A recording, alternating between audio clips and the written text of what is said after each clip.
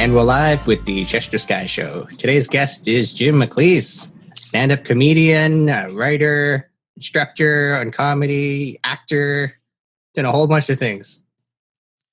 Chester, I just want to point out you are the 1,241st person to get my name wrong.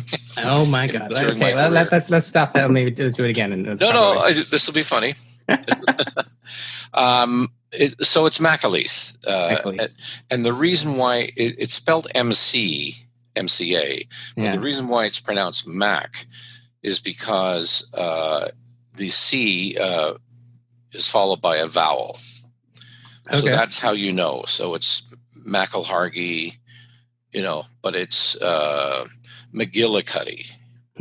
Right, so G is not a vowel. Do you want to do this again then? No, that's I think it's funny. I get it wrong all the time. Did that happen when you went on talk shows? My favorite is the Italian one, McAleese. So, and I got that all through high school, yeah. They do that on talk shows as well. They just completely get it wrong. Oh, I've gotten that. And some people are so nervous at a show to go, here's our next guest, here's Jim. Well, that works. Okay. Thank you for that great introduction. And so I spell it GYM, folks. And that makes the audience think a bit, and then I lose them. Yeah. You've been doing comedy for what? How many years? 30 years? 1979 or 79 I started in June of 79, so 41 years. 41 years. And you started like a month before Jim Carrey, right? No, about a month after. He actually started before me. He was like 15 years old at the time. Oh, yeah. At the same club in downtown Toronto at Yuck Yucks. And so we were friends in the early days. And then he went to Hollywood to be a big star. And I just said, well, so I just wait here then? So, and so I haven't seen him since his movies hit big, I've gone completely blank. What's the name of his movie that made him famous? Ace Ventura. I thought it was The Mask, but yeah, I guess. Yeah. And so I haven't seen him since then. That's how long it's been. So yeah. What was it like with you, if you remember at all, going on stage at Yuck Yucks then? Because Yuck Yucks changed over the years quite a bit. Well, it was electric back then in the 70s because it was an art form that was becoming mainstream, and it was very hip to be in a comedy club where there was swearing that you don't hear on TV. That's right. You could say things. Yeah, cable TV was just coming in at the time, and not too much of it in Canada. Although we didn't have a problem with the 7 words in Canada. We have a different the George Carlin 7 words laws for that. Yeah. Yeah. And I saw him do that live actually in 1972. George Carlin. Yeah. At the O'Keefe Center in Toronto, and which is now, I don't know what it's gone through several names, the Hummingbird and whatever it is now. But I saw him as a 18-year-old kid going on 19. And what happened was my buddy, and we used to listen to comedy albums back then, and he had AM, FM, and we're listening to it in his room, and my buddy goes, you know what, he's coming to Toronto. We should go buy tickets to see him do this album. And so we did. I don't know how he arranged it. There was no online ordering. You had to physically go down to the O'Keefe Center and get the tickets. Yeah. And wait, tickets for a radio show? No, for a concert. Okay, yeah. At the O'Keefe Center, and across from Hockey Hall of Fame. Yeah. Oh, okay, that place. Toronto. And so, 3,000 seat auditorium. Woo.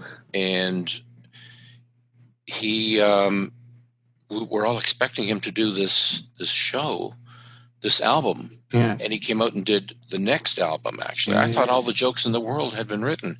And here he comes out and does Class Clown. And the 7 words for 2 hours. And I just sat there and I went, that's the job. That's what I want to do. Whoa. So that inspired me. Well, he was special because he did an album every few years, right? Well, later on in his career, he was so prolific. And he knew that 95% of whatever he wrote was going to work on stage. Because he'd been doing it long enough. Yeah. Me, I'm about at 15% right now. On a good day. On a good day. When I make an effort. So that's every 3 months.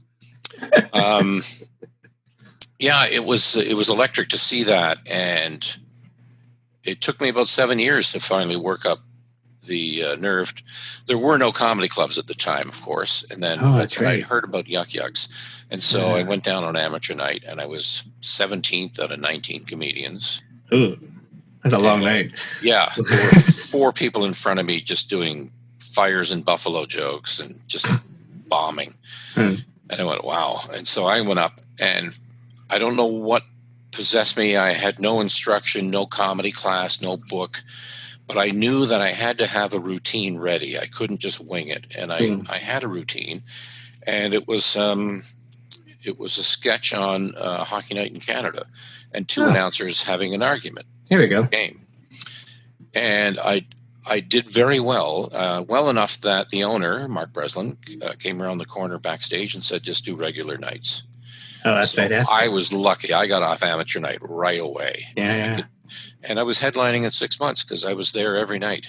Wow. That was my gymnasium for jokes. So that was like right when Yuck Yucks was starting to become a big thing. Yeah, it was about a year and a half old when I started there. So I wasn't one of the originals. Pretty close though. Yeah. In hockey, they had the original 6. I'm like the next expansion when they went to 12 teams. Yeah, you got to watch the first guys go and mess up a little bit, and then you throw your hat in the ring. The thing is, though, back in 1979, I was able to go on I was on 6 nights a week. Yeah. And I still had a day job. And did they pay well back then? There was no pay. Oh, no pay. Oh, wow. Well, I'll explain it in a second, but just to do a set, you did it for free. But he gave you an audience, a willing audience, and it was electric. You could just brush your hair back and they'd be laughing. Okay, so in 6 months I was headlining because I was working every night, and now you can't get stage time in a pro club. Maybe every 3 months if you're not established as a comic. And so I was very lucky, and I guess because there's like 1,700 comedians trying to get stage time in the pro clubs right now. Back then, there were only 17 comedians in Toronto. So I was very lucky that I got in on the ground floor, I guess you could say. And I just lived for it. It was just a rush. It was just fantastic. And but it took me a few more years though to quit my day job because there weren't a string of clubs to go and do a circuit. Yeah. But so I worked at a radio station in Toronto. I was a news announcer. Oh, okay. And so I had a great shift, 2 to 9 o'clock, and then 9:10 the newscast is finished. I'm in my car heading downtown, and I'm on stage at like 9:40. Oh, you got good hours too then. No longer this midnight stuff you have to do nowadays. Oh, no. The show started at say 8 or 8:30. Oh, yeah. On regular nights. Great time. And it would end at 10 o'clock. Back then it was an MC, 3 or 4 opening comedians who did like 10 minutes. Yeah. And then the headliner they called them the feature act, did a half hour. Yeah. And so the MC and the feature were the only ones that got paid. Oh, all right. Yeah. So when I headlined for the first time, I made $125 for the week. Oh, for the week. Yeah, you had that look on your face that, $125 a show, that's not bad. Yeah. I was like, what? There we go. That came later. So, but back then, life was cheap. Rent was only $250 a month. Oh, really? Toronto. Yeah. Holy smokes. You can't fathom that economy at all, can you? No, I can't at all. Yeah, I spend that just trying to get the bus. Yeah. $250 is like apartment insurance now. But don't forget, we weren't making a lot of money either. Everything was, what do you call it, as a ratio. Like I can't fathom kids today buying $1 million house. That is just like wild to me. Well, they do. They just go broke if like a year later. Yeah, but their salaries are much more than what I ever made in my day job. So it's all in perspective, I think. Yeah. But to me, 40 years later, $1 million house is like there's no way I even dreamt of that 40 years ago. Yeah. So. Well, that's also part of being Toronto now. There's so much demand just trying to get a place. Yeah. So many people here. Mm-hmm. I don't know how they do it. I have a son who's living downtown, and it is so expensive, but you have to be near everything if you want to do anything. So. No, it's true. Now, I remember when I was first moving here, and I'm from middle of nowhere in Canada, and coming here. Yeah. And holy smokes, you pay $1,200 a rent a month, and that's for like a cheap place. Mm-hmm. And they told me that's a good deal. That's a good deal. Oh, what? Yeah. Jeez. Yeah, $1,200. That was expensive in 1988. Yeah, that's makes me feel cheap now. But I don't know. It still sounds like a lot when you're from the middle of nowhere and rent's like, I don't know, $800 or something. Yeah, something cheap like that.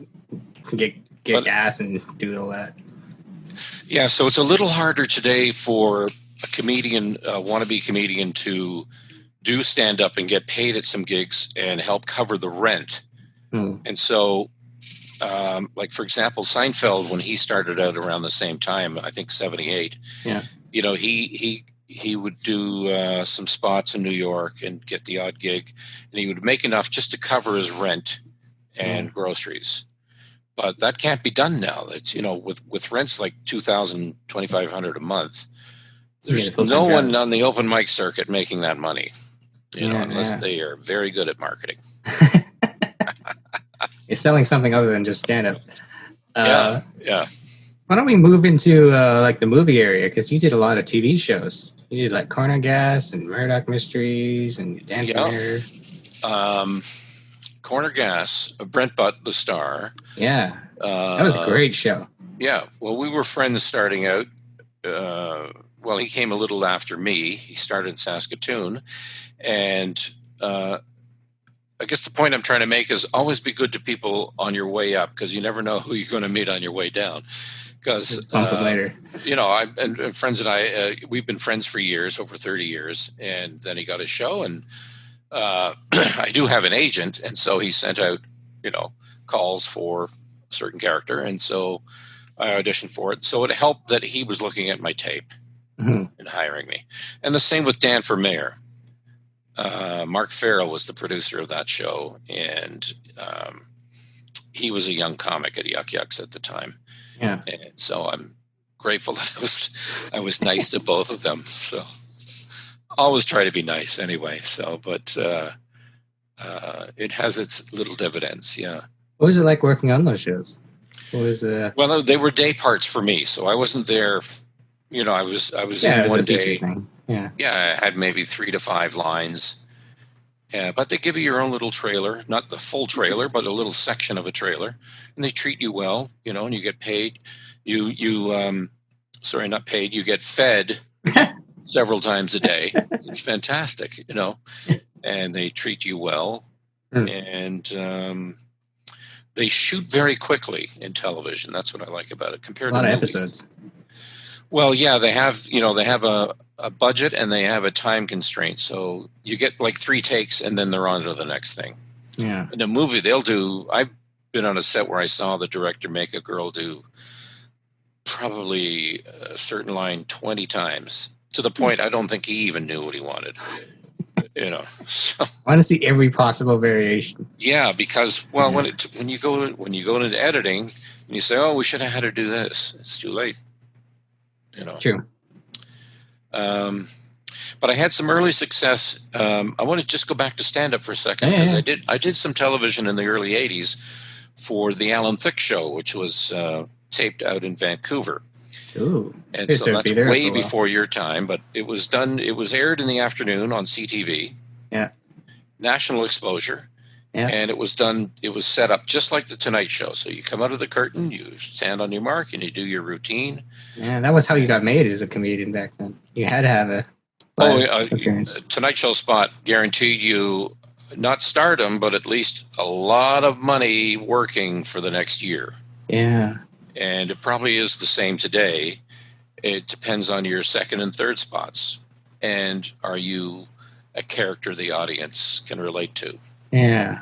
Well, just the title, being on the Tonight Show, being on the Thicke show is just that's what I think gets you booked as a headliner in Canada now, or in any club in North America.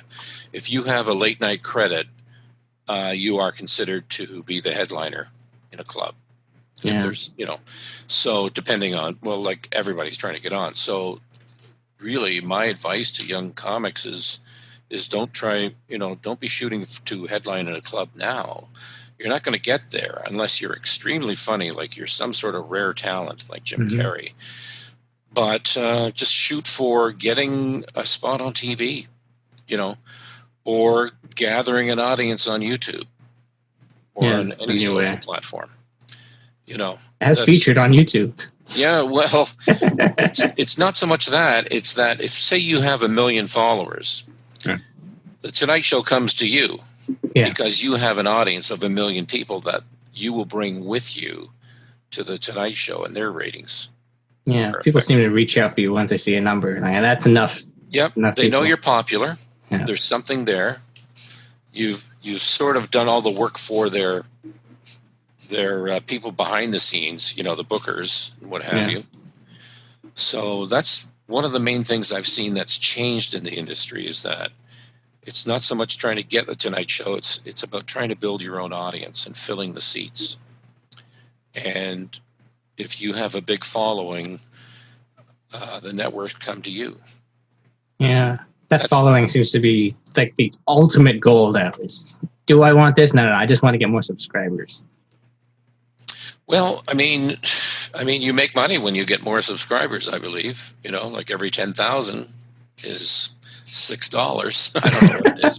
It's probably less than that. I have a hunch. But no, you're right. It's just then that the deals start to come in once you get some. But think about that. If you had 1 million subscribers and then you decide to write a book, 10% of those may buy your book. That's pretty good. 100,000 copies out the door. Yeah, well, that's where I got lucky, because I have a certain number of subscribers, so that's why they offered me a book deal, just because of the subscriber base. But that wouldn't come for any other reason. Right. What's the old joke? You get a book a month for 12 months, and then for a penny, and then it's it's the old Columbia Book Club or whatever it is. That was a joke, and I'm butchering it right now. So. Because you have no idea what reference I'm talking about. No, but that was most of your routine most of the time. Yeah, that's important. Keep your references up to date, which is a tricky thing to do because you're so used to telling a joke a certain pattern, a certain way. And everyone got it. Everyone knew exactly what you're talking about. Oh, yeah. Yeah, my time has passed, so... Well, I find even most of the jokes that I try to do, I realize that a year later, people are like, it's not as funny as it was last year. It's all about, does the audience know what you're talking about? And is your punchline something they know about? Yeah. Okay, so you can't make them laugh about something they don't know. So your punchline, they have to understand it. Okay?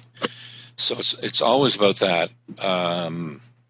And if you talk about a topic in the setup that they know about, you don't have to give them a lot of information. You can go right to the punchline usually.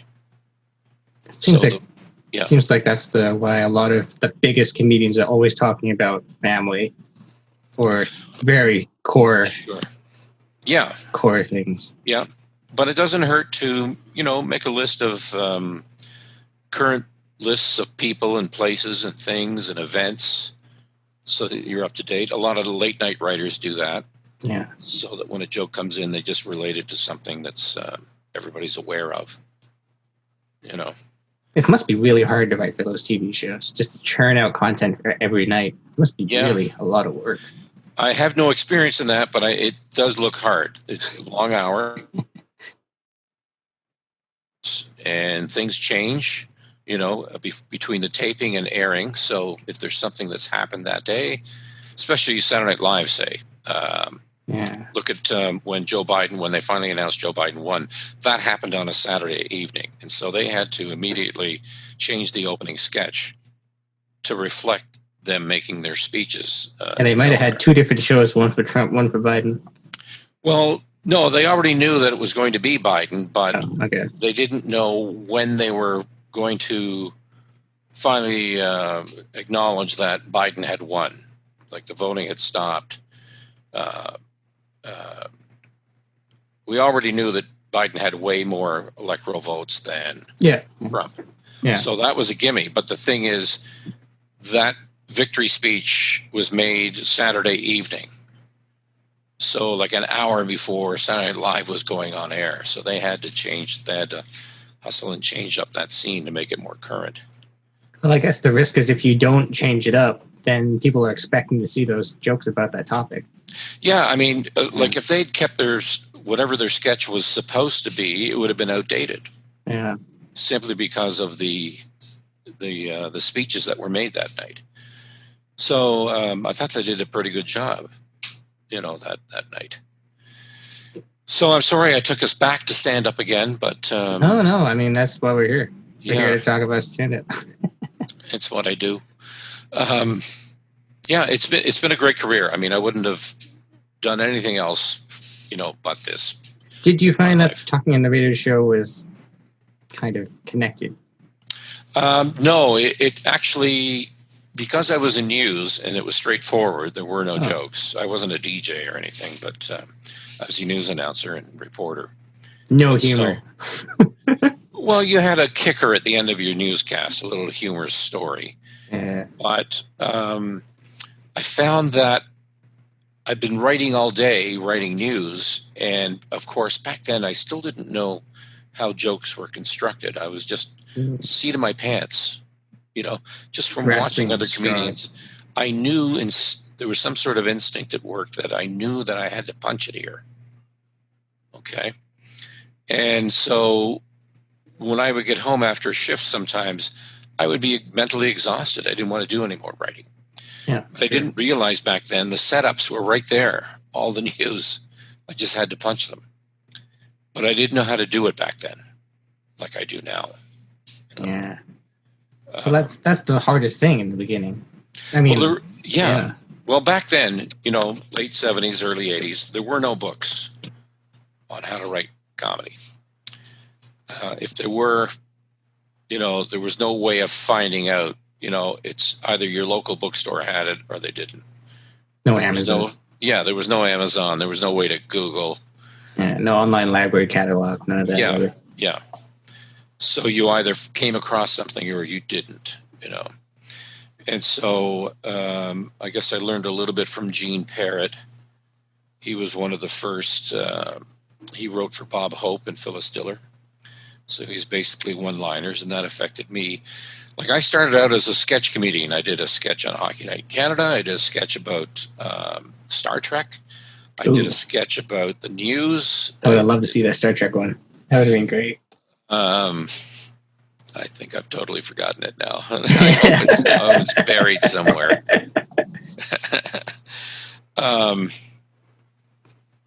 I do remember one joke. It was Captain Kirk going, Stardate 11.7221. No, wait. Stardate 11.7733. No, wait. Stardate, screw it, July 12th. That's one joke I remember from that. But I learned to start condensing my material until it got down to one line, one setup and punch, or several. And so I got away from sketches and became mostly a one-liner comedian, which I enjoyed. I always liked the lowly one-liner. It's a story in itself. It has a beginning, a middle, and an end. I've always been a fan of it. Not too many of those anymore. Those are actually a rare breed now. Well, yeah, Jimmy Carr. Let's see, Stephen Wright. It's very hard to do one-line films, so you really have to think everything completely through. Yes and no. There are tricks that you can learn that will take you from, you just identify something in the setup that you want to switch. Okay. I just think about going from topic to a minor topic and finding something that will illustrate what I feel about the topic. So, for example, Zoom has been getting to me. Okay. So I tried to switch to gallery view, but realized I was looking in the bathroom mirror. So that bathroom mirror is illustrating how Zoom is getting to me. I'm so confused. Right? Yeah. I wake up in the morning, I'm trying to switch to gallery view as I'm shaving. So that's how simple it can be. Just, it's all about relationships and from, with words. And a lot of metaphors and analogies and stand-up in one-liners. My favorite is a friend of mine, Jeff Rothpan in Los Angeles, does a joke about his wife, and he and his wife were celebrating their anniversary, and she suggested driving up the coast of California and staying at a bed and breakfast, or as I call it, a stranger's house. Okay, so yeah, a stranger's house is a metaphor for a bed and breakfast, if you think about it. So it's just a word to describe it that's wrong. Yeah. What else is this? That's really it. Is the whole joke structure there is, okay, bed and breakfast. What else can this be? Right? It seems to be a lot of comedy is what is the wrong way to interpret this thing? Well, yeah, or figure out what is the normal, what comes after that, what it would be normal, and then just break that. Yeah. Trying to think of another example for you. Okay, the other day I posted on Facebook was, after the lockdown started in Toronto, I said, just walked by coffee time, and the sign on the door said, "Sorry, we're open." So it's just a matter of changing closed to open. What's the opposite of that, right? Yeah. There's actually, that reminds me, there's I don't know, it's a slight deviation, but there's a documentary I just saw about a marathon runner. And apparently this run is extremely excruciating. And people who run it are always suffering by the end of it. So whenever people apply for the race, if they are accepted, they get a letter that's a condolence letter and says, "Sorry, you've been accepted to participate in the marathon." Very good. I like that. Yeah, no, that's a true thing that you got going on at the moment. I will never get that letter, by the way. No marathon running for you. That's not not in the bag. Not at this age and not at this weight. Nope. Unless I can Uber most of the race. All right, 1 second. It looks like I'm having a little computer issue here. Just gonna try and fix that up. Just gonna pause the recording. Okay, and we're back. Sorry, we had some technical issues. That's good to go now.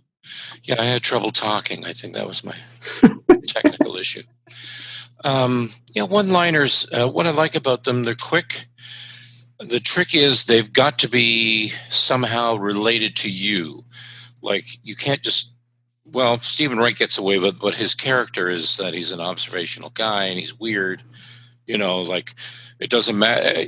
Everything's within walking distance if you have the time, right? So, and we get it. We know his attitude. Okay. So it's that's why some comedians, when they're first starting out and they're trying one-liners, they don't seem to be emanating from them.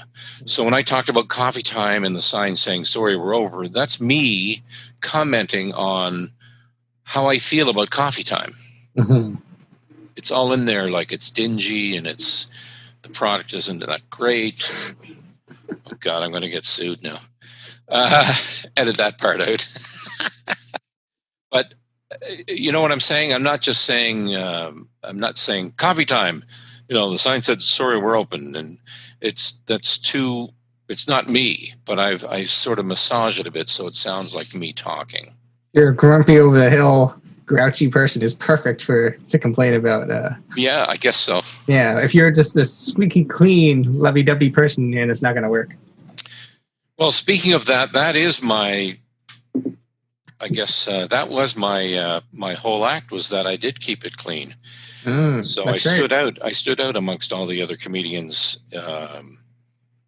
in clubs, because people go there expecting blue, and they're mildly surprised that I went 45 minutes without swearing. Yeah. And I don't know how many times people come up to me, "How did you go so long without swearing? How did you do that?" That's all they know. I just said it's a gift. You know? I'm not going to tell them the magic. I just felt, I remember Seinfeld saying something when I first was aware of him about how clean cut he was in his act. And he said, I just feel that if I have to say the F word in the punchline, maybe it's not that funny. And that made me think. So it just makes me think a little harder and to go beyond any sexual connection to whatever I'm talking about. You see a lot of that in new comedians. They'll come up with coffee time and then they're going to somehow relate it to sex. Yeah. You know, the go-to. Something to do with the curler. Something. All right. Yeah. And but we're human, because sex is like one of the things, especially for guys, constantly on our mind, as Freud said, every 8 seconds. Yeah. You know, so I just try to, I may acknowledge that, and then I just think beyond that. I go, what else could I deal?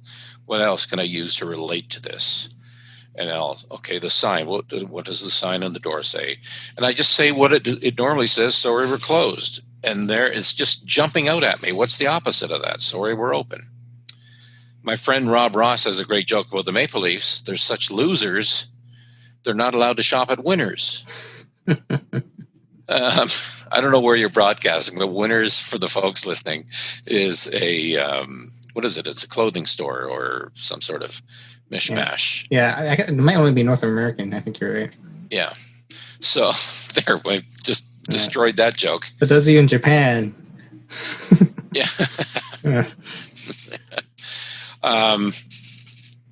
And so I've thought about it in the last little while that, you know, comedy is one-liners, observations, and stories.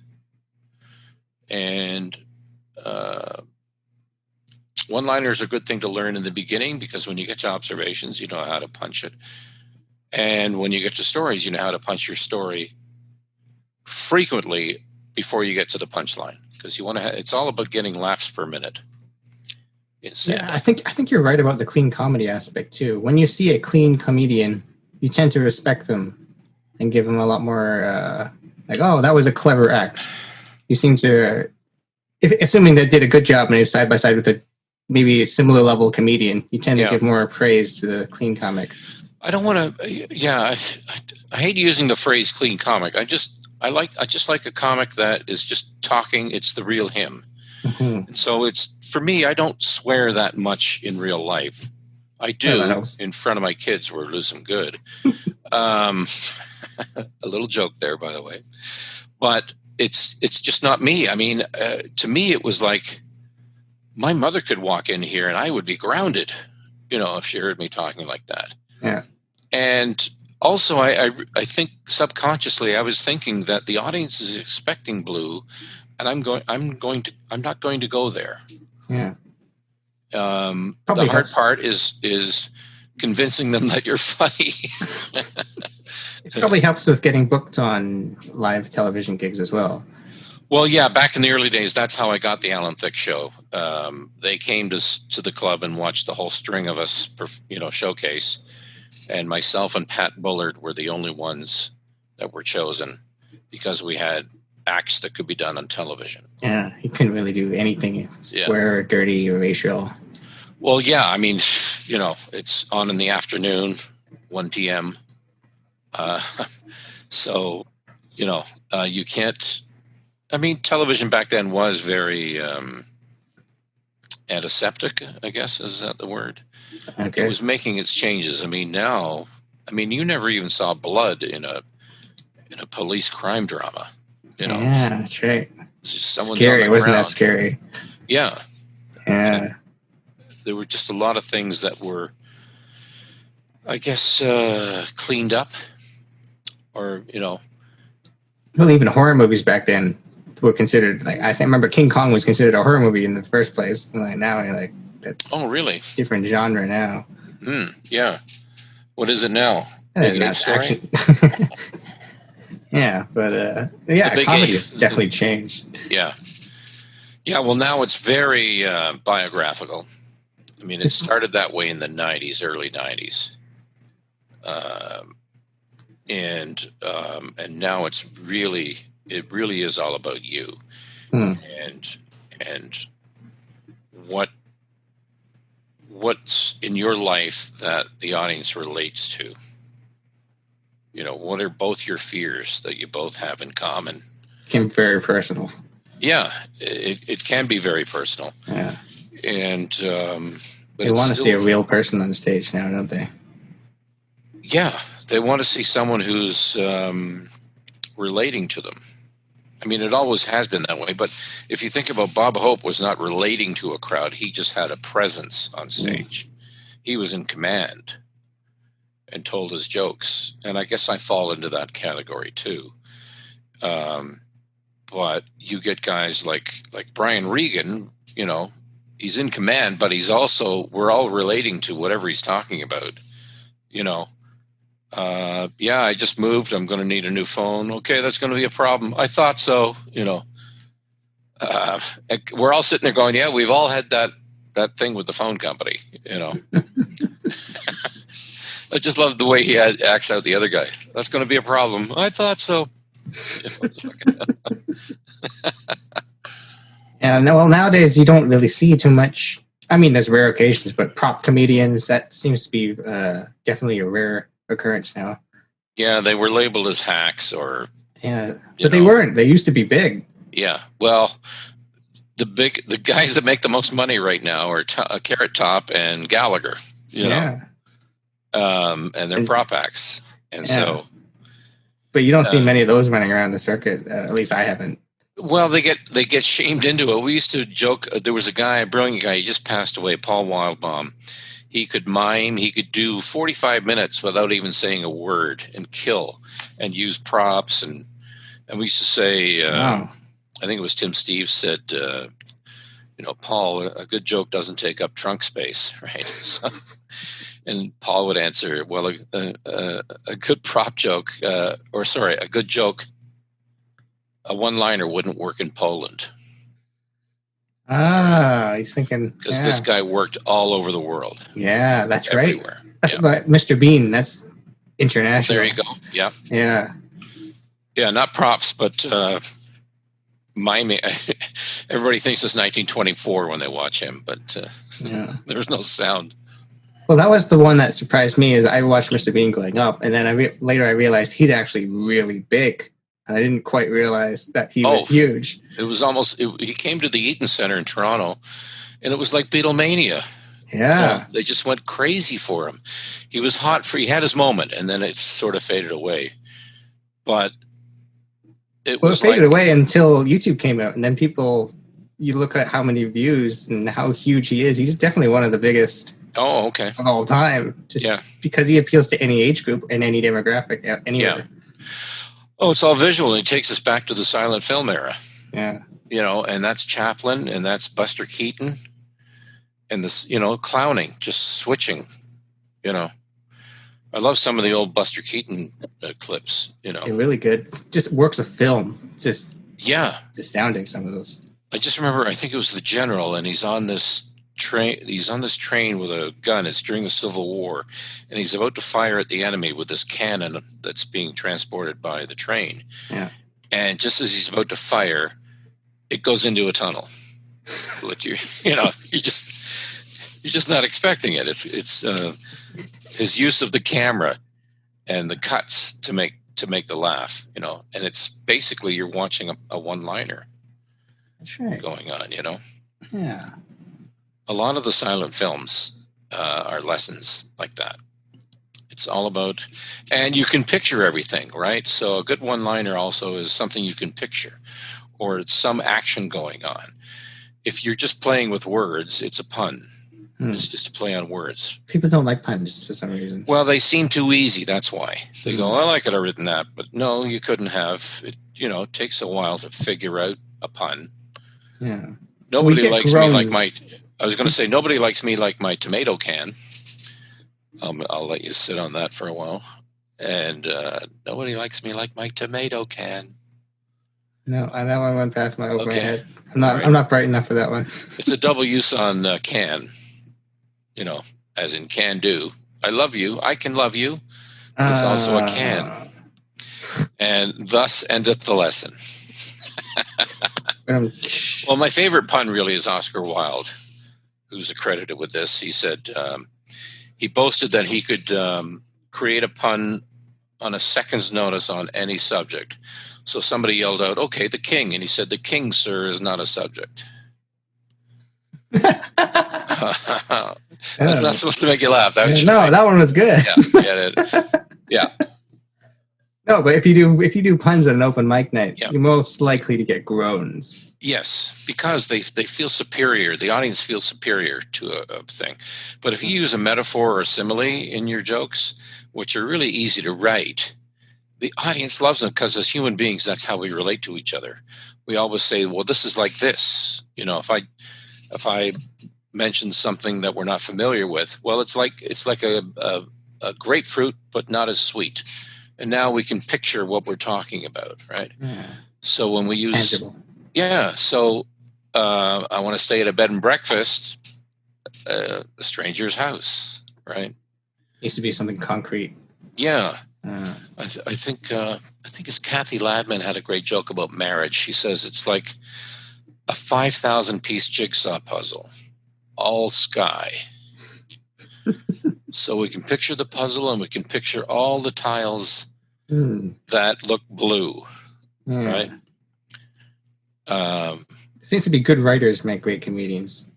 Seem to really go hand in hand. I guess so. I guess because the art form, modern stand-up, called for the comic to do their own material. Well, that's right. In the past, I guess you didn't necessarily have to be the same person writing the jokes. No. A lot of comedians bought their material.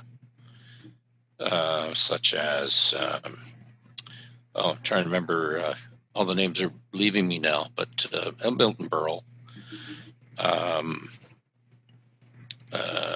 No, I remember reading that, though. Just when I pick up some comedy books, there was, especially the books that are not so recent, kept talking about career paths you can write for other comics. Right, yeah. Well, Woody Allen wrote for comedians. Oh, yeah? Rodney Dangerfield wrote for comedians. Would have thought people wrote for him. Yes, that's great one-liners. Yeah. Would have thought that would be perfect. You know, Dennis Miller actually wrote for Dennis Leary in the early days, and then Dennis Miller got popular, and so he wanted all his material back. That's what I'd heard. So, yeah. But Dennis Leary came into his own. You know, he's done very well. Well, I guess nowadays, instead of for specific comedians, you just try to write for like a sketch show or a sitcom or something. Yeah. I guess that's the equivalent. Well, a great way to break into the business if you're a good writer, if you have discipline and write every day, is to try and write for late night TV. Yeah. It pays quite well if you can get in. Yeah. But it's just like stand-up is trying to get stage time. So there's a lot of people trying to get in and write on a show.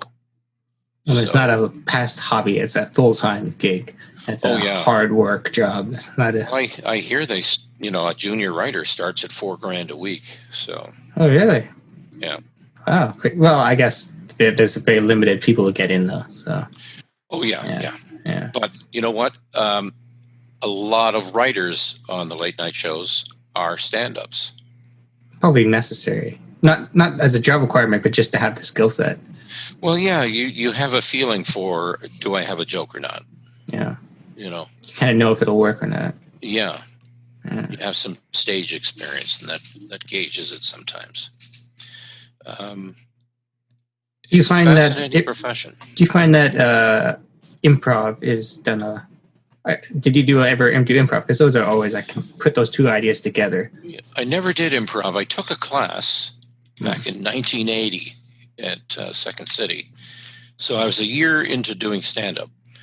And I didn't get it. It's about cooperating with the other actors on stage. And I'm doing stand-up where I'm on my own, right? And I'm always trying to punch whatever somebody says, I'm trying to punch it instead of just agreeing and moving along with the scene, right? It would be... And he ended it. Well, I was going to say, someone would start, let's go to the beach. And I go, well, no, let's get a cab. Like, I've just killed the scene, right? Instead of, I should have said, yeah, we'll make some sandcastles, you know? Yeah. You're aiming for the laugh. They needed more. Yeah. You know, I could have said, well, is it a nude beach? You know, so, or something. I'd try to be humorous and I would kill the scene. But one thing I did learn from taking improv classes, I felt planted on stage. And from then on in stand-up, I just felt very comfortable on stage, you know.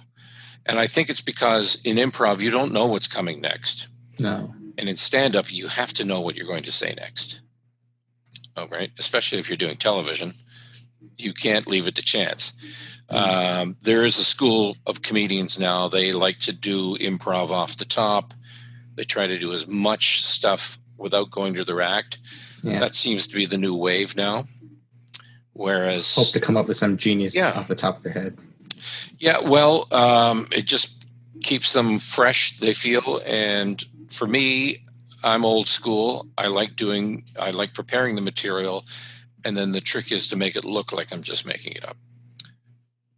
Okay, so that's me, and that's my style, and I'm sticking to it. I think I'm going to explore that more about, working with a crowd more and riffing. But it does seem to be a faster way to come up with content if you want to make a new set, you've already used up your material on your special or something. Yeah, the key is to record yourself and listen back. You did a few recordings, though. You did a few festivals and live, didn't you? Yeah. I'm trying to think what I did. The Winnipeg Comedy Festival, but that's a number of years ago now. And I did but again, I made sure I had the routine down. I wasn't waiting. Of course, it was television, so I don't like to leave it to chance on television. I'm not Robin Williams, you know. He's a different league of his own, though. No one could do what he's trying to do. Well, he was the kind of comedian that would come out and he may know what he's going to say off the top, but then maybe an idea comes to him and he runs with it. And then as soon as it runs out of gas, he goes back to his prepared material. Yeah. And then when another idea hits him, but the producers allow him that leeway because he's so talented. You know, he was a master at that. And you can do more than 5 minutes, Robin, you know, where you and we have 5 minutes. That's it. You know, if you're lucky. And yeah. No, I remember I saw Robin Williams clips, and those are like his early clips, and they're just, whoa, he literally made that up. And you realize that, even back when he started, he was that good. Well, he would make it, well, you'd think he made it up. I've seen it done several times on different shows. Like, you know, the one where he does the Shakespeare and Einstein and what are you doing with my formula? I saw him do it like 3 different shows, but he made it look like it was improv. Maybe he's just a master of making it look like he's making it up. Well, a little of both. He was always on. He was always on. But he's just one of those rare talents that come along in a generation that, you know, nothing can come close to that. Sam Kinison, maybe. Yeah. Was another one. Did you find it when you were doing the Winnipeg Festival? Because once you've done your material, you feel obligated to never use the material again. No, not at all. No? You didn't feel that? I think you get that way because you're self-conscious. You think the whole world has seen you on television, and they haven't. They haven't. I did the same act probably for about at least 20 years in clubs until eventually some people that came back 5 or 6 times go, okay, I've seen this. But you can get away with it because not everybody shows up at the next show. I learned that after my first night at Yuck Yucks. You know, I thought I had to change my routine, and the owner just said, no, it's a routine. I mean, that's why it's called that. And you do it over and over again, just like a stage play. The actors don't change the words every night. But those plays move around the country a little bit. Well, the same thing. Comics, we're traveling the country. That's true. We're going town to town. And even if you work a chain, a pro club in the major cities, it's still a different crowd. You know, the odds of the same people showing up again at the same show. Yeah, that's true. you have a better chance with the lottery.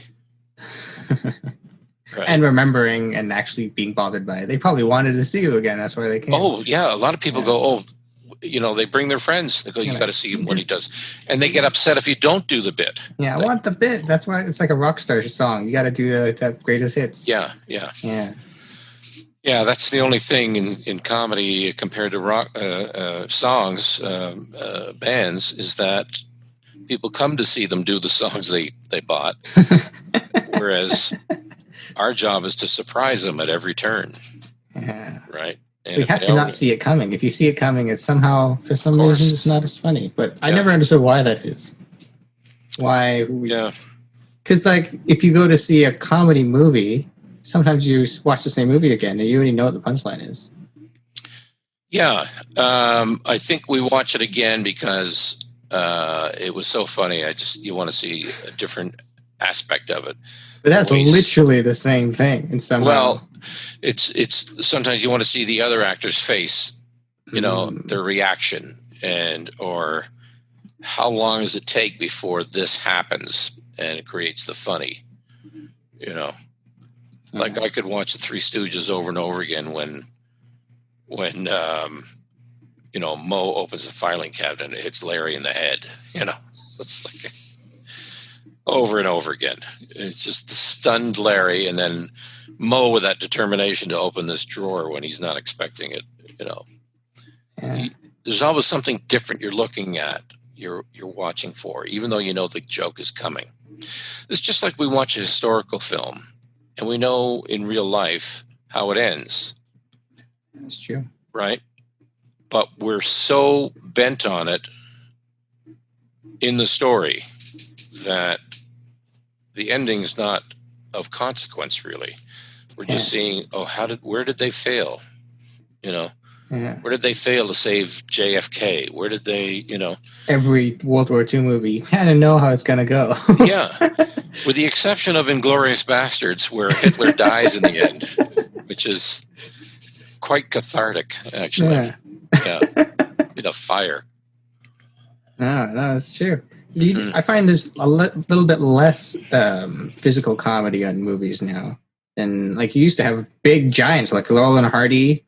And nowadays, I can't really think of too many physical people who consistently do physical stuff in movies. Yeah. I guess Jim Carrey does. Or True. did. Well, I guess he's one of the few.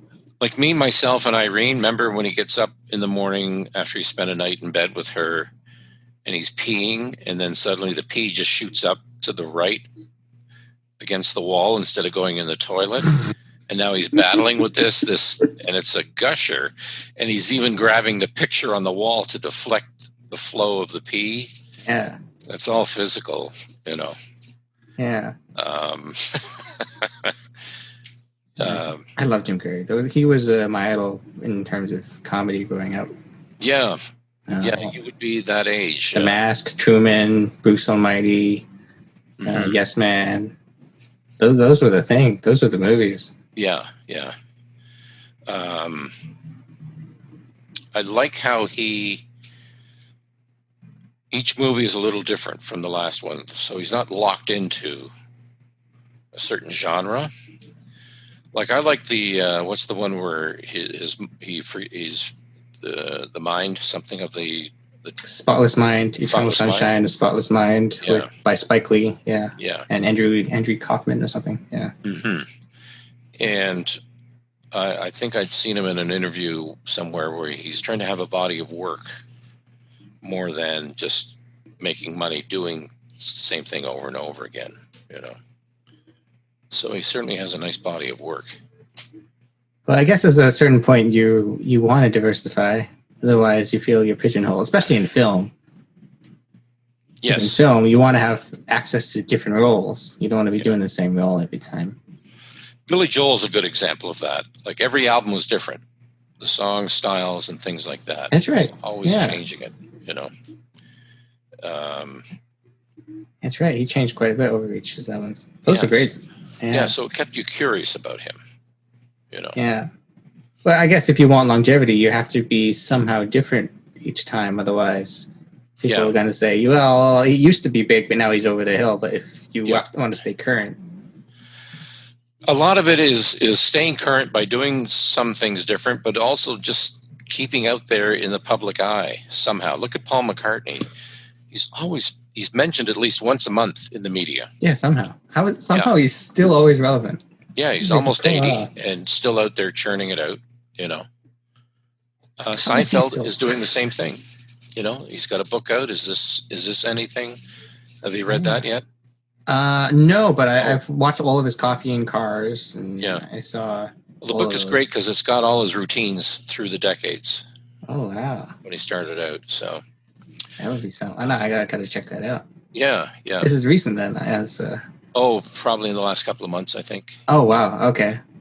Because he had a Netflix special recently, so in the last year he. Yeah, and his style changed a bit. He was a bit more animated, if you noticed. We're not used to seeing him perform that way. Well, it was his 25 greatest bits or something. That was his how he described his routine. He put his best bits into. He wanted to get them done or something. Oh, that might have been a few years earlier, right? I'm telling you for the last time. Is it that? Oh, he had that one too. But I remember this last one. He was definitely doing some of his greatest hits for sure. Oh, okay. I didn't watch the whole thing, but what I liked the title. What was it? I think you got it right. I think it is. I'm telling you last time or something like that. I got 23 hours to kill or something like that. Yeah. Which is the beauty of this job. It's 45 minutes a day. You're done. Yeah. You could be having lunch with your friends and listen, I got to go. I'll be right back. Got to go to work. By the time you guys are done having your coffee, wake up and done. Yeah. Yeah. So don't anybody move. I'll be back in a sec. I just got to take his phone call. Mm-hmm. Yeah. No, that's the ideal image of what the comedian is from people starting out. He's, we only have to work an hour. Mm-hmm. That must be amazing. The hard part now is trying to break into the business in the pro clubs and move your way up. And so what most are doing are the open mics, which are really tough and brutal sometimes. It's just 4 other comics waiting to get on, so they're not really listening to you. Yeah. And always late. It's always very late for some reason. I don't know why. Yeah.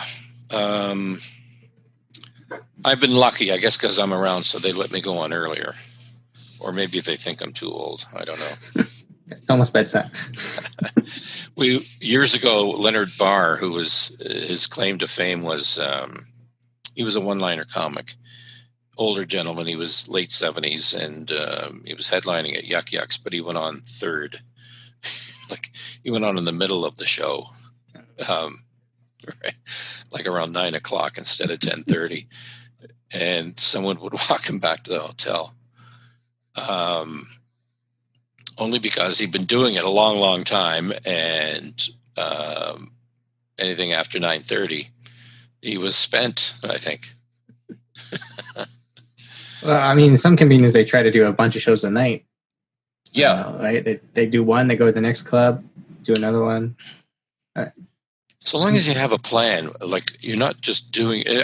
Part of it is, doing it just to get the experience of being on stage and the adrenaline's going.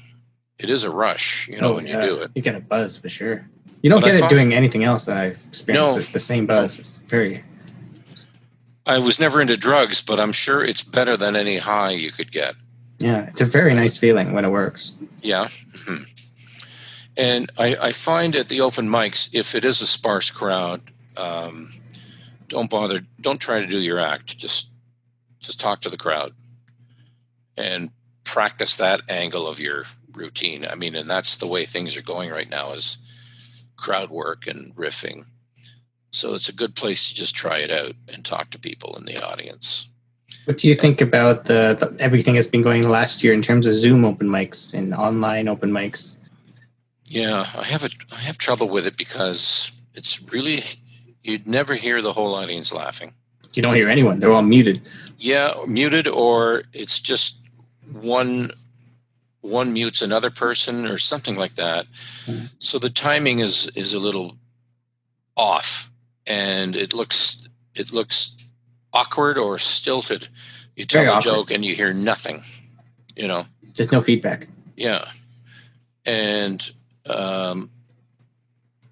it just takes you back to the days when you did do a certain club in a certain town where the audience was stupid, didn't get the jokes. That's the same feeling I'm getting, It sounds distorted. A lot of people haven't figured out how to present themselves on screen with proper it's not lighting. Something you had to do before. Yeah, proper lighting, a good microphone. A lot of people are still using the microphone in their computer, which is not very good. No, it's hard to hear them. So it's right now I'm not a fan of it. Yeah. But the longer the pandemic goes, I may have to. Well, maybe someone's going to get really good at it. I mean, yeah, maybe some guy's going to become the genius of Zoom open mics. Well, you can take a lesson from, if you watch Stephen Colbert, in the beginning, he was doing his routine as if he was expecting a laugh. Like he'd do the punchline and then stare at the camera. That's right. He's so used to hearing laughter. That's right. And so it was a little awkward. Now he's learned how to not make it look like that's the end of the joke, right? Yeah. He's just talking conversationally. And John Oliver's very good at it. He's a motor mouth to begin with. Yeah. He doesn't even pause for a laugh. You either laugh or you're not. I don't know if he always had audiences, though, when he was doing his actual routine. I think he did. Uh-huh. He did have a live audience, but his timing wasn't very good. He would laugh. He would talk through the laughter. Yeah, that's right. And it would kill it, And I guess it's because he was purposely not trying to be stand-up and be more of a philosopher commentator. Right. I guess that is a different approach to doing it. You're literally trying to give a lecture, and jokes are irrelevant. I'm trying to make this point. Yeah. Then it's somehow acceptable. He tries to end each point with a joke, and that's great. But because he has no audience, he is not expecting laughter anyway. Mm-hmm. So he knows he's landing it, and he doesn't pause as long as a stand-up would. He gets into the next point or the next sentence a little quicker than normal. Yeah. Interesting to watch. He had a lot of success with it. I remember when I first watched him, I found it very jarring because I hadn't really seen anything like that. Just long monologues about a very political topic or topical event. And people were laughing at it, and I just wasn't used to seeing that. And now I guess it's becoming more and more necessary. Yeah, well, Trump did that. I mean, it saved Colbert's career. His show was going nowhere until Trump said he was a has-been or no talent or whatever. And so, the gloves were off. Biggest way to get famous, get insulted by the president. Yeah. Well, that's what they say. If you want to get famous, start a fight. If you want to get a crowd, go the opposite. Yeah, you got to offend someone famous. Yeah. That's the trick. Yeah, and Trump did it. He went the opposite. He started a fight. Yeah. In 2015. I can't believe we're talking about him. You won't have to anymore. Just going forward. It's I can have jokes about Biden. Now you can get Biden to insult you, and then you can be the next big thing. Yeah. What was it? He fractured his ankle yesterday, or he had a hairline fracture. Oh, really? I haven't heard of that yet. I wonder if the hairline came from another woman. I'm trying to. You can cut this out. What I was trying to do, I was thinking about.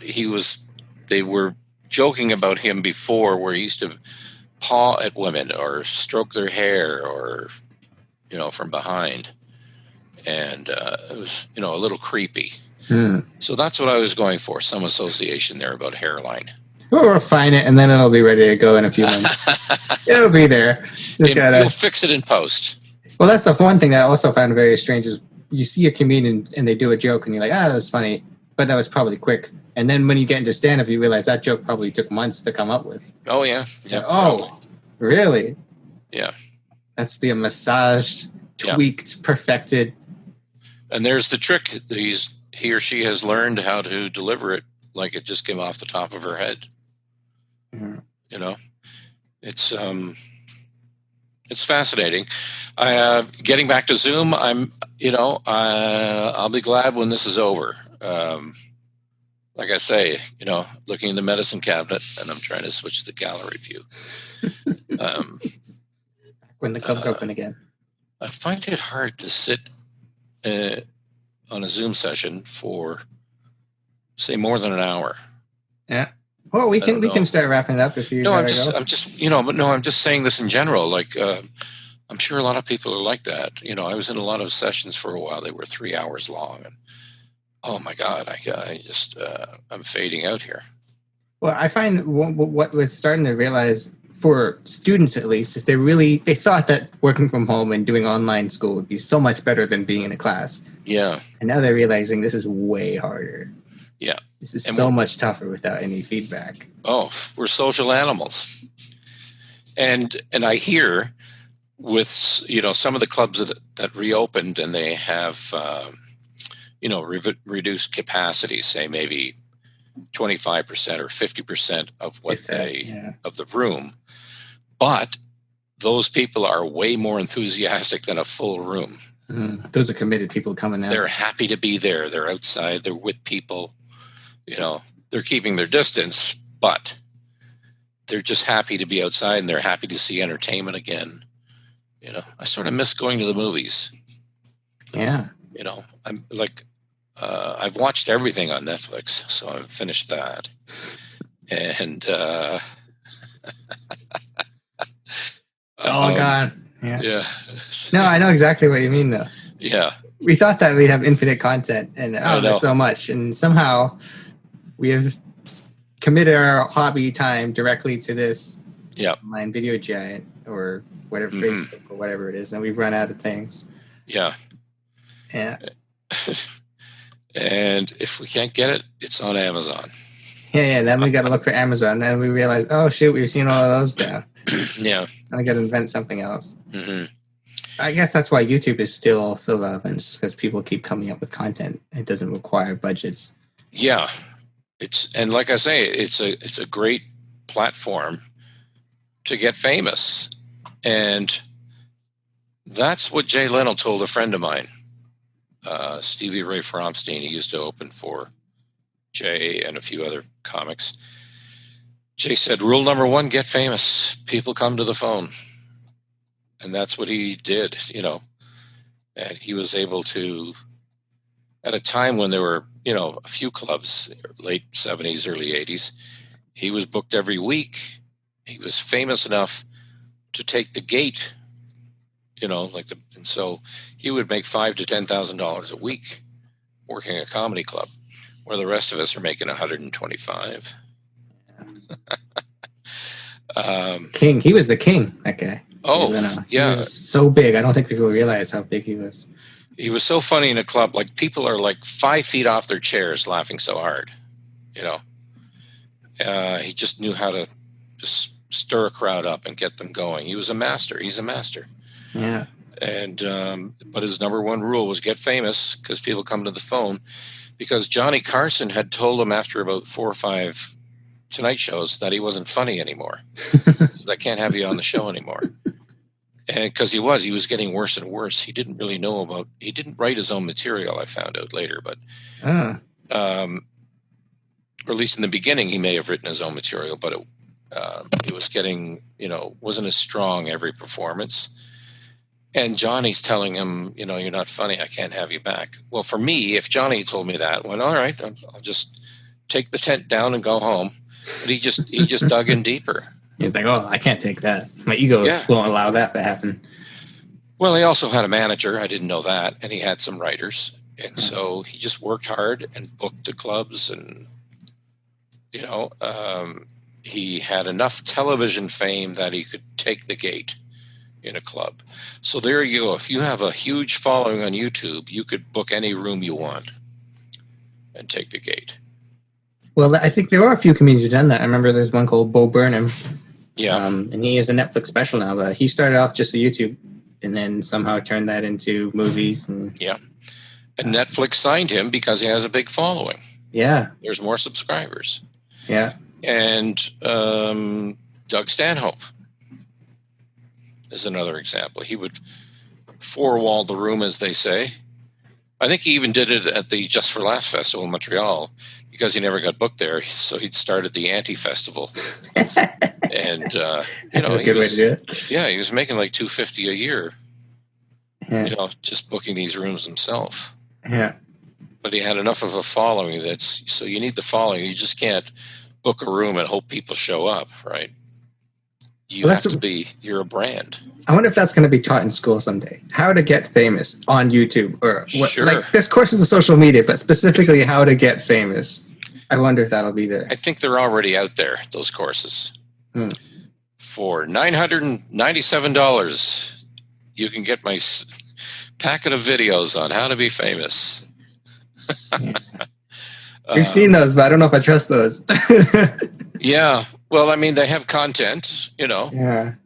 It's like you have your comedy course and there's content. It's not like you're just asking people for money and then there's nothing.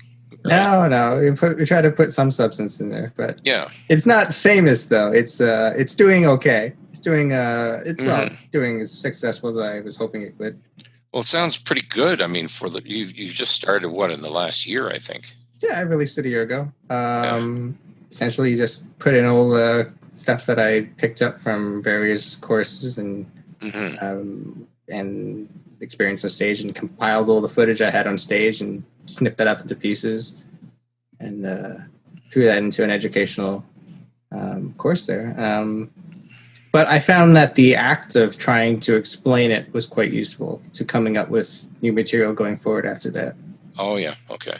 I found that was very interesting. How many lessons are there?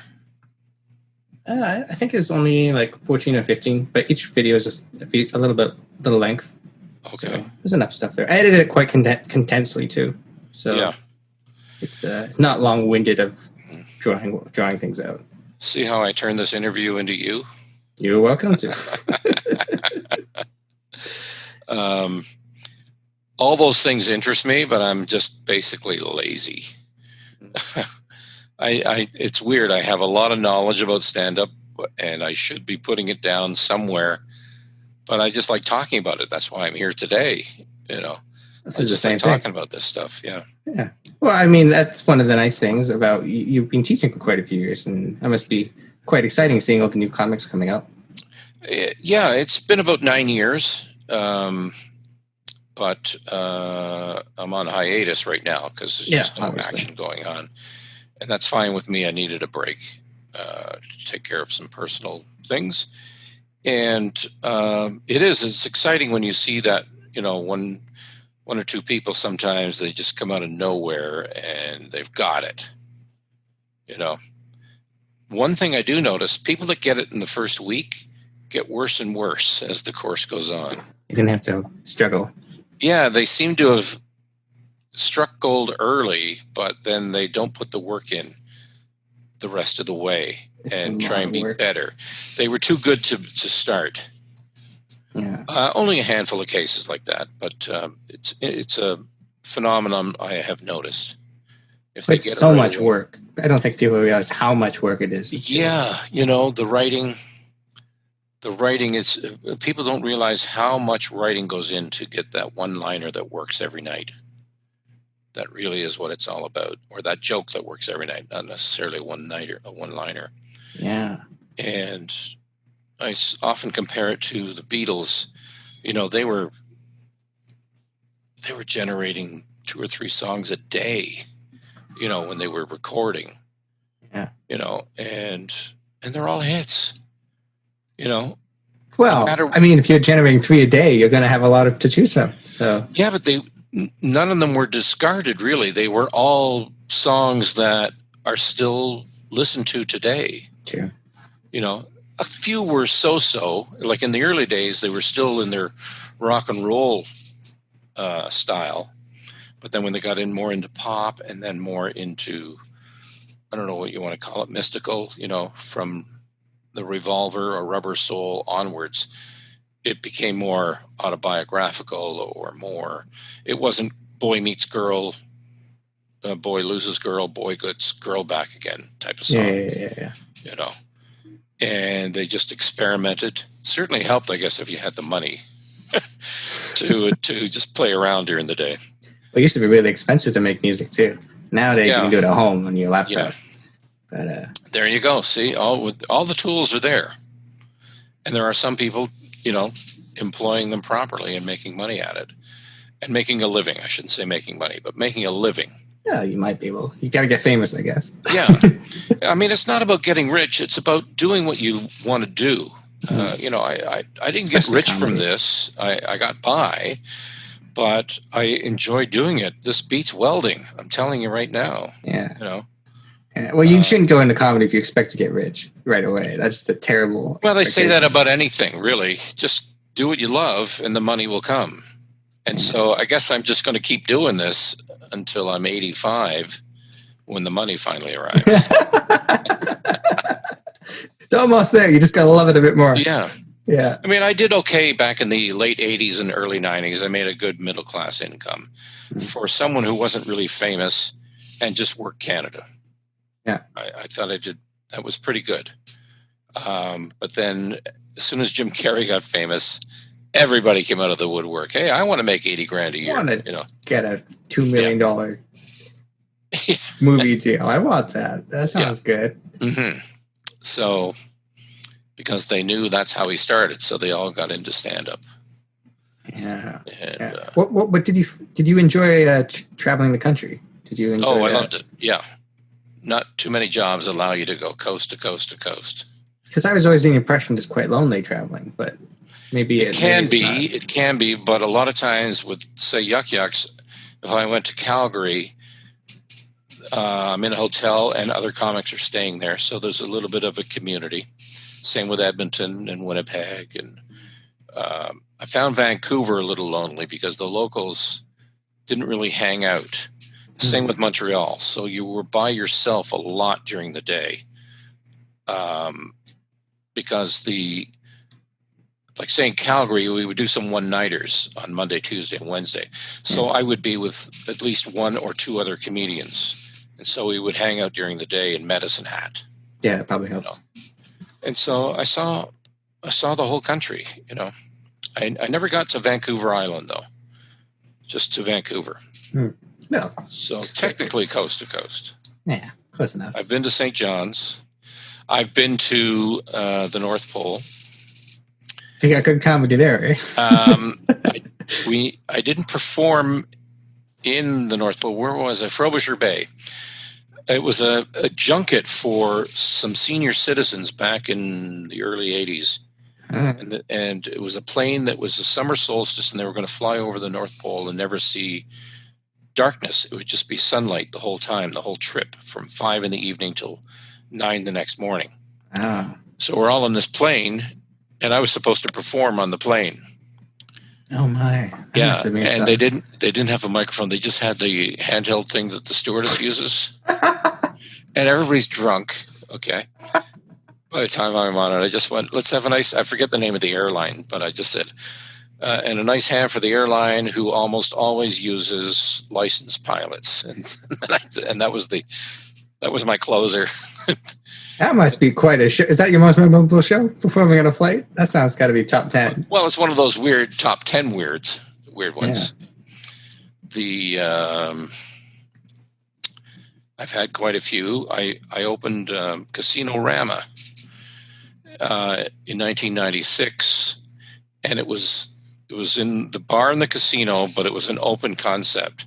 So the whole casino, I could see the whole casino from the stage, and I could hear the whole casino from the stage.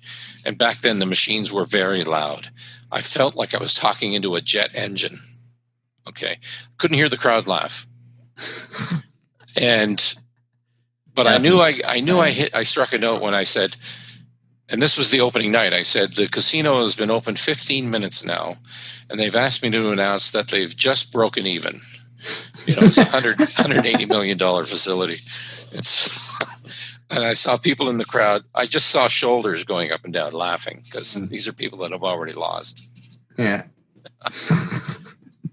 So that was a weird one.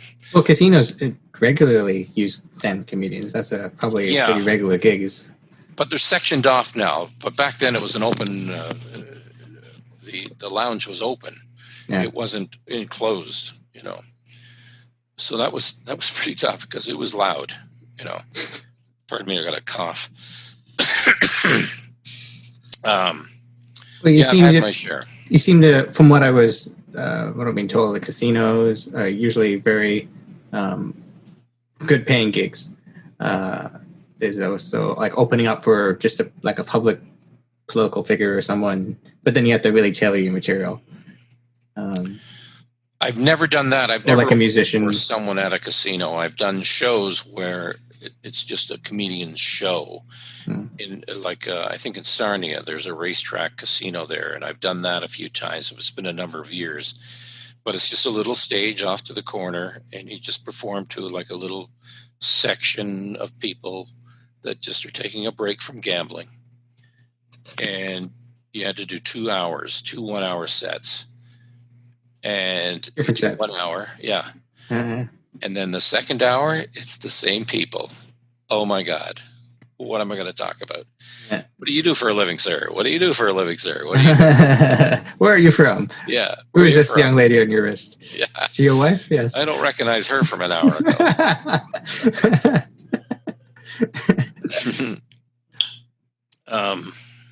Yeah, there have been strange gigs. I never thought about that. Yeah.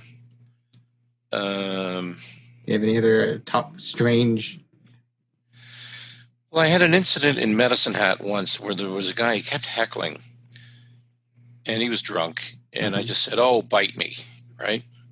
And I go on with my routine, and the guy makes his way through the crowd, gets up on stage, kneels down, and bites my outer thigh through my jeans. I'm wearing jeans, and oh no! It freaked me out. I went, "Okay, that's it. The show's over." Yeah. And I thought the club owner was going to yell at me or something, and he's laughing his head off. And I went back to my room, and I saw teeth marks on the skin of my leg. Oh, no. The skin wasn't broken, fortunately, because now I'm thinking, it's out west. I'm going to get some disease. Oh, dear. You know? It's a wild man. Yeah. And I should put them all together and make it the one gig from hell. You know? Yeah, no, that would be an interesting. I mean, I guess Louis C.K. did that, just documenting his own stand-up experiences. Yeah, mm-hmm. It's a little story making trick. Just it doesn't. A lot of people they would pick out that one incident where the guy bites my leg, and they would make that the whole story. No, that's just maybe one part of the night. Yeah, there's something else. You know, the whole crowd was Japanese and they didn't speak English, and whatever, right? You know, I had a translator. Yeah. I'm at a synagogue and I'm Catholic. All right, so this is going to be a long night. Do you ever have to open up for like a musical act? I did in the beginning at the El Macombo. I opened for a guy named Bob Segarini, and I think he's still around. He was a DJ at Q107 for a while. And he had a bit of success around town. Howie Mandel used to open for him too. Wow. Back in the early days. And so he loved comics, so he would give us some stage time to do sets. And there's another hell gig I just realized. I got booked to open for Ginger Baker, the drummer from Cream, at the El Macombo. Never met the man. Mm-hmm. All right. And I'm on stage, and apparently he's ill in the dressing room, and so I had to keep stalling. And I'm doing like maybe an hour and a half. Yeah. And when I would be like 7 years in the business, and it was just, I'm still stretching.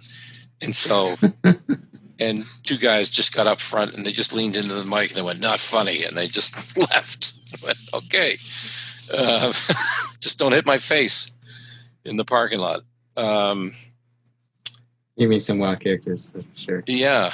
I find you do meet some of the very strange, bizarre people at stand-up gigs that you wouldn't meet anywhere else. It seems to attract a certain breed of...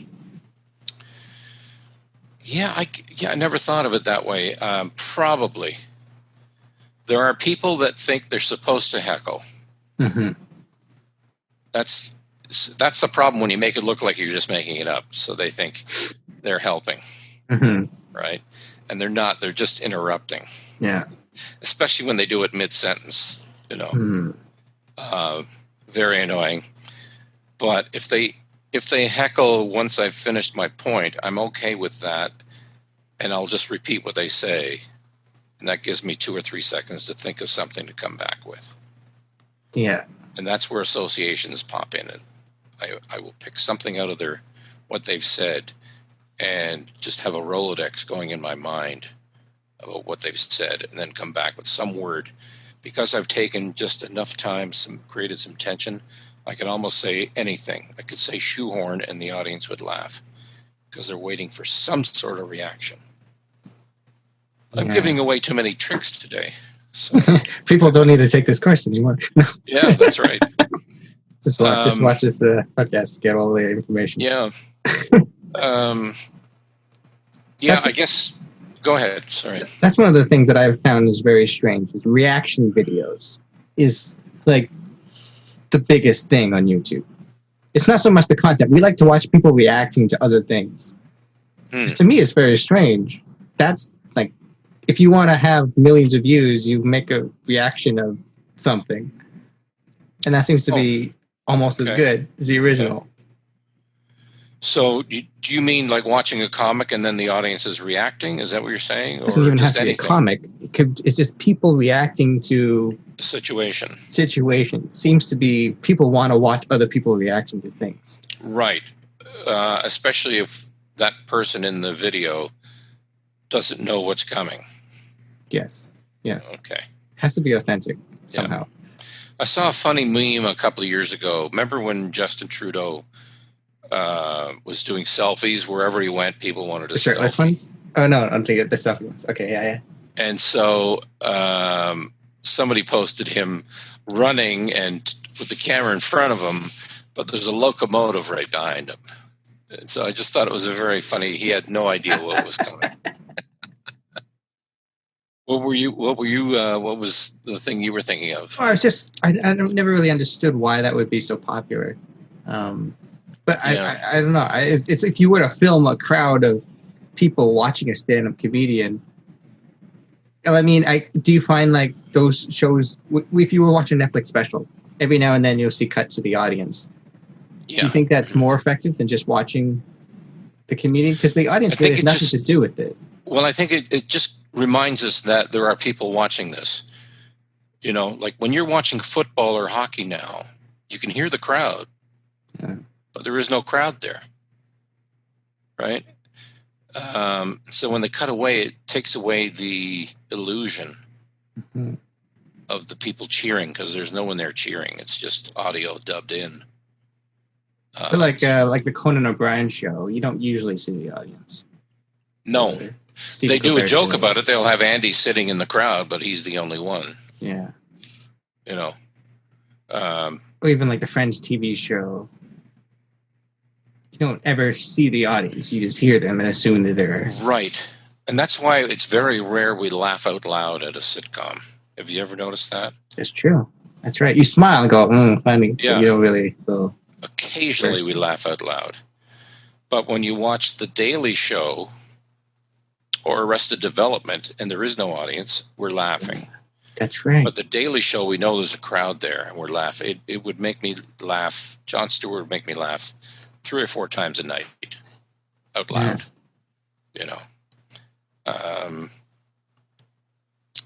It's just, it's that phenomenon of an audience, I wonder if the laugh track improves the show or not, though. Because you could just have some without, but I wonder, is it beneficial to include the audience as part of the show if you were to come up with your own material? Or is it like, I think it's an artistic choice. But. I think it kind of cues the viewer that this is the funny part. In case you didn't get that set up, that was funny. The ending was funny to that. Whereas Arrested Development, there's no audience, but it's the cuts, the way they cut to the reactions of the other character who's affected. Yeah. It sort of goes back to what you talked about earlier about reactions. Yeah. Well, I'm always curious to see like what tools are people using to come up with the gag or the bit. The breaking the fourth wall, is that like, because you sometimes use it and it works really well. Like, when is a good time to include those sort of things? Right. It's like telling a meta joke. It's about telling a joke about the type of joke I just told. Exactly. You know. Yeah. Which I'm not a fan of. It has to be really good for me to laugh at it. You know. But Carlin said it best about, to make an audience laugh, you just dress a guy up as an old woman, have her walk down the street, slip on a banana peel, and fall down a manhole. Boom, boom. To make a comedian laugh, it has to be an old woman. Okay. So we are insensitive SOBs. So I really do like that idea of meta kind of jokes. Yeah, but I think, you see, the audience has to get it. It comes back to when I was talking about the audience has to know what you're talking about in the first place, and then also you risk that to be common knowledge. And so, if they don't realize that you were doing a joke about what you were saying in the setup instead of telling a story, if that makes sense. Trying to think of an example at the same time as I'm talking, and I can't think of one. No, but it's a lot like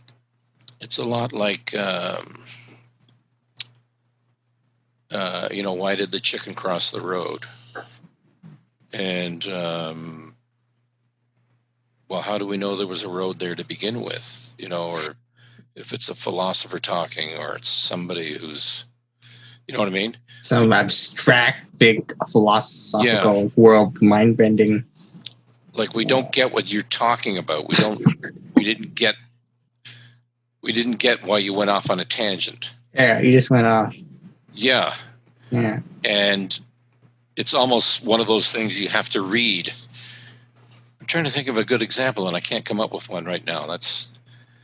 I must be getting old. Well, even parodies are essentially that. Whenever you watch a parody, you're making fun of the original. But we have to know what the parody is being made fun of. Sure, right? It's not as funny. Yeah. It's like Matrix parody. You have to have seen the Matrix to get the joke. Well, I remember years ago, Louis Anderson was on the Tonight Show, and he did he said something that was funny, and the girl, the starlet that was sitting beside him, and she went, "Oh, it's like a joke." She's commenting that she's not listening to what the setup and punch was. She's commenting on what he just said is a joke. And it took the audience half a second to, why are you saying that? It is funny in that way because that's the way she took it. She was playing the dumb starlet and nobody got it. And even Louis Anderson, he took offense to it. He just looked at her. Okay. There's a better example about that. It'll come to me at 3 a.m., so expect a phone call. Well, even political humor, if you don't know the original political event, these jokes will go right over your head. Like, what? I don't know. News event humor. It only works if you relate to the news. Yeah. It's... Okay, here's an example. A friend of mine posted on the morning they announced that Biden had won. Everybody was posting memes, and so a friend of mine posted a meme of Trump standing on, the boat from Jaws where they had that long galley, and he's standing on that long galley in front, and he's doing his dance that he was doing at his rallies, with his fists in the air, looked like he was milking two cows, right? So he's doing that as the boat, and I just wrote, "We're going to need a bigger boot." And so, and the phrase, of course, from the movie Jaws is, "We're going to need a bigger boat." When Roy Scheider sees the size of the shark, right? So we're going to need a bigger boot, as in we got to boot him out. So you have to know that Trump is the guy that refuses to go, even though the ship is sinking, right? And you have to know Jaws. Yeah. To combine those two things for them to get. And so all I got was 2 likes. But anyway. The effort was there. The idea was there. Mm-hmm. After the podcast, people will get it. Yes, that's right. They didn't know the connection before, maybe. Yeah. Sorry, we're open.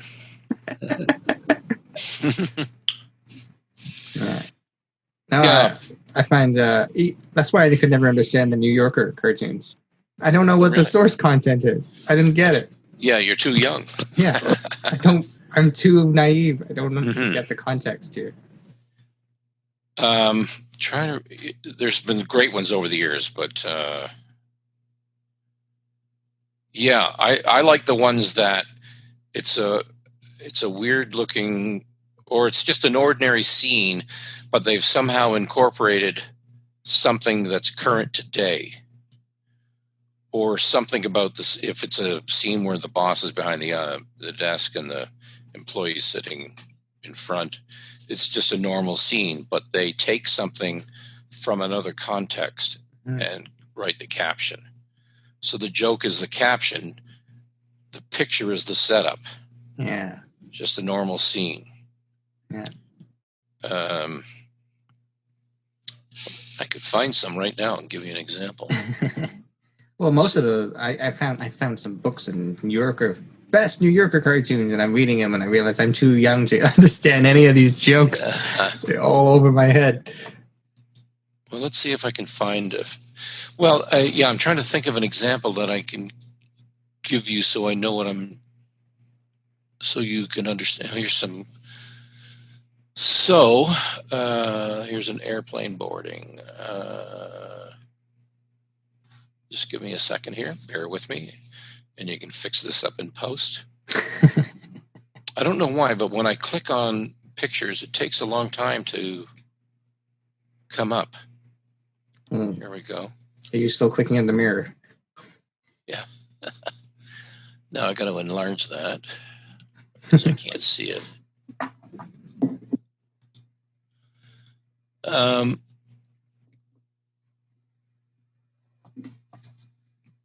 I guess cartoons are another outlet for comedians. Well, here it is. So here's an example. It's at the gate at the airport, and they're making the announcement about boarding. It says, "We'll begin by boarding anyone who needs a little extra time."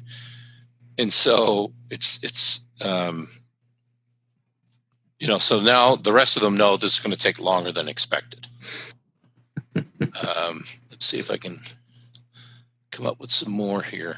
Well, that just in general, cartoons are another great outlet for people trying to write comedy.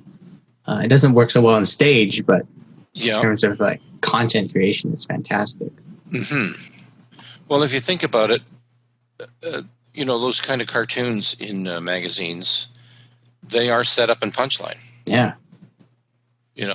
Either the picture is funny, so it's like you see a couple sitting on a couch and there's railroad tracks going through, by them. So that's a fractured scene, as they would say. And so you come up with a caption, and it's usually something to do with, they said your house value would go up when the railroad came through, right? Yeah, Herman, those kind of. I don't know if you ever read Herman. Those kind of jokes. Those are great. Far Side was great. Far Side is fantastic. And it really made you think sometimes. Yeah, those were actually very funny. I remember picking those up. That wasn't like a New Yorker, though. You could understand everything within the context of the picture. Yeah, well, here's a picture I'm looking at right now from the New Yorker, and it's a woman in a skirt, a mother with her purse, and they're in a museum, art museum, and there's a little boy, and she's talking to the little boy, and so it's just a normal scene there, and so we hear the whole story as soon as we see the punchline is like, instead of "it sucks," you could say "it doesn't speak to me." All right, and so one more.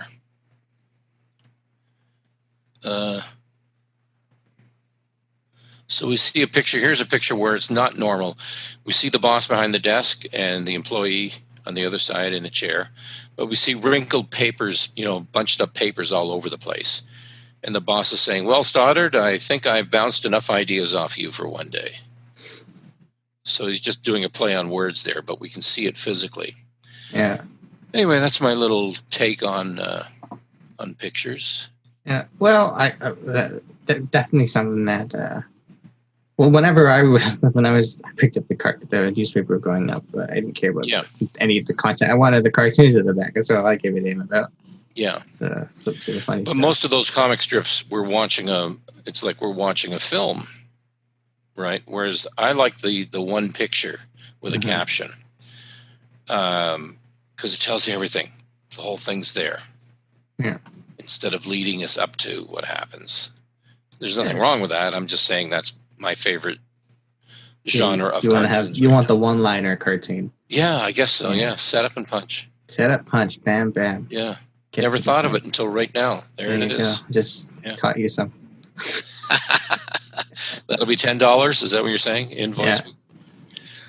Yeah. Well, we're coming to an end, but do you want to talk about the 2020 Show in the Dark? Anything like that? I don't know what that is. Oh, I believe that was... okay, maybe I'm mistaken. I think it was on your IMDb or something. Nope. Oh, In the Dark. Okay. You know what? I was there for about 45 minutes. I played a policeman, and I was gone. That's how fast they filmed it. Okay. I've never seen or heard light of day from it. All right. It was a made-for-TV, either a series or a movie of the week or something. And I couldn't even tell you who's in it.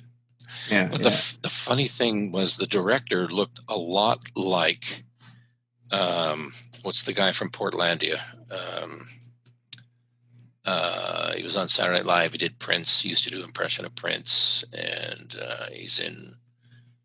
you don't know who I'm talking about? No, I'm not. I'm too young. Wow. No, but he was on Saturday Night Live recently. Oh, okay. But he did the show called Portlandia. Yeah. And now I got to look it up. Yeah. You're going to have to edit something out here.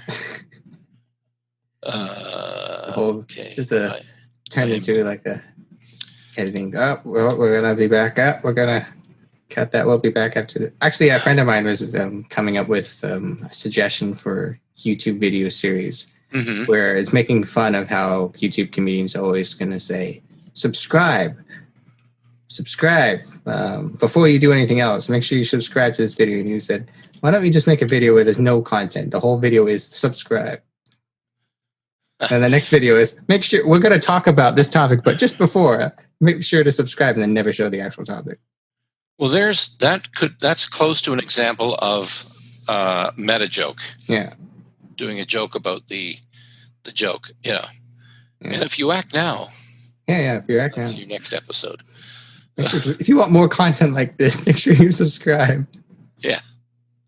For $97 a month. You can get full access to all of our high quality content. Yeah. Fred Armisen. Yes. Is his name. And why did I bring that up? What were we talking about? That's who the director looked like. And I came close to going, seriously, why aren't you telling everybody you're Fred Armisen? But he was a really nice guy. I couldn't tell you his name, though.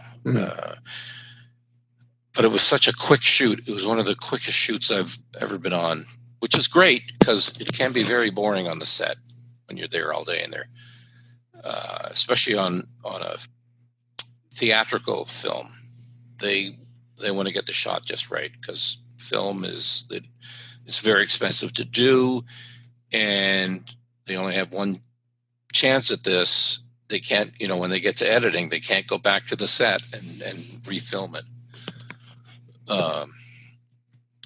Unless somebody's been up on sexual charges, and then they have to get somebody else to replace that actor. Yeah.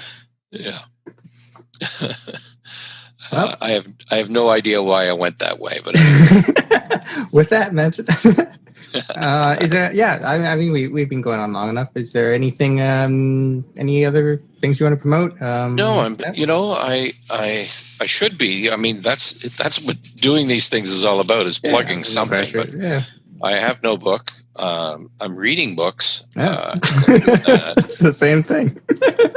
It's almost as good. Yeah. Books I'm reading. I do feel it is important if you're starting out in comedy today to be on the same footing as anybody else, is to at least have some knowledge of how to do it. And that's where courses come in really handy. They're not going to make you a star, but they will give you enough confidence and enough footing to jettison forward in the business, figuring out your own voice and maybe your own way of doing it differently that no one thought of, but you have that base. Yeah. And so that's why I taught. I didn't have any courses or even books when I first started. It was all on intuition and instinct. I had been watching a lot of comedy. I used to watch Red Skelton and Ed Sullivan, all the comics on Ed Sullivan, and stand up and buy a lot of albums. Carlin, Cheech and Chong. Yeah. Robert Klein was one of my early favorites. He was like a collegiate version of George Carlin. Mm. Wore a nice corduroy jacket and a shirt and tie. Yeah. Very collegiate looking, very smart. If you get a chance, I always feel that comics starting out today should listen to him or watch him. I really got experience from listening to him. He has a great voice and a great delivery. And Robert Klein just he makes you think and makes you laugh at the same time.